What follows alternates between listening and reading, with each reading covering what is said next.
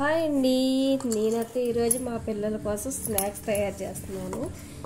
మైదా పిండి, గోధుమ పిండి, అలాగే వరిపిండి, కారం, తగినంత ఉప్పు వేసుకుని చిప్స్ల కింద చేసుకుంటున్నానండి ఇంట్లోనే. చపాతీ పిండిలాగా అయితే కలిపేసుకుని ఒక అరగంట సేపు ఇలా పెట్టేసుకోవాలండి. ఇలా వంటల కింద అయితే చేసేసుకోవాలి.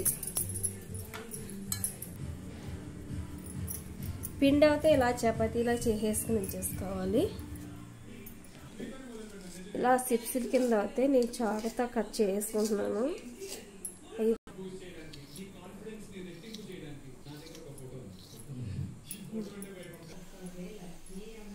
ఆయిల్ అయితే రెడీగా పెట్టేసుకున్నాను. బాగా కాగాక ఇవన్నీ చిప్స్ ముక్కల కింద కట్ చేసుకుని వేసుకుంటున్నాను. చూడండి,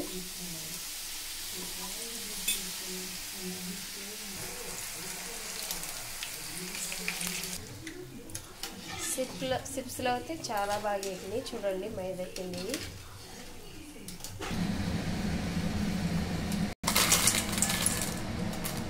చూసారు కదండి. చిప్స్లో అయితే రెడీ అయిపోయినాయి. ఇప్పుడు లాస్ట్ ఫైనల్ చిటికెడు ఉప్పు అలాగే కారం వేసుకుని 2 టైమ్స్ ఎలా అంటే చాలు, మొత్తం కలిసిపోయి చిప్స్లు చాలా బాగుంటాయి. మా పిల్లల స్నాక్స్ అయితే రెడీ అయిపోయినాయి.